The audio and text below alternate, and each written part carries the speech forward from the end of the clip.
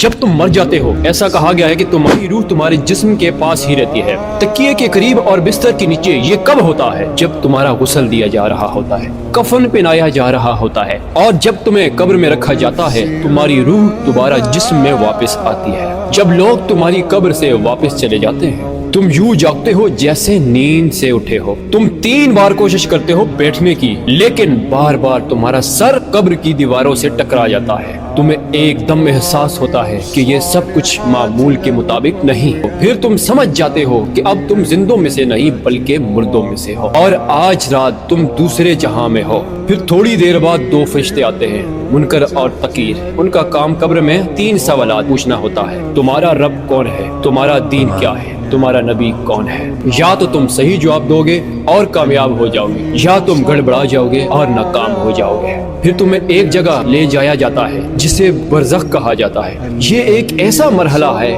جہاں 2 دروازے ہوتے ہیں، ایک دروازہ جنت کی طرف، دوسرا دروازہ جہنم کی طرف۔ وہیں تمہیں قیامت کے دن تک انتظار کرو گے۔ پھر حساب و کتاب کے بعد فیصلہ ہوگا تم جنتی ہو یا جہنمی۔ اور کبھی کبھار تمہارے رشتہ دار، دوست، احباب تمہیں قبر پر آ کر یاد کریں گے۔ کہا گیا ہے کہ ایک فرشتہ آئے گا اور تمہیں اطلاع دے گا تمہارے بیٹے نے تمہیں سلام بھیجا، تمہاری ماں، تمہاری بیوی، تمہاری بیٹی آئی ہے۔ تب تمہاری روح قبر کی مٹی کے اوپر آئے گی، ان کی باتیں سنے گی، ان کے قدموں کی آہٹ محسوس کرے گی۔ یاد رکھو میں نے یہ سب پہلے اپنے لیے لکھا، پھر تمہارے لیے، تاکہ ہم گناہوں سے توبہ کریں، زندگی کی حقیقت کو پہچانیں۔ یا اللہ ہمارے گناہوں کو معاف فرما۔ کمنٹ میں آمین ضرور لکھیے گا۔ نبی کریم صلی اللہ علیہ وسلم نے فرمایا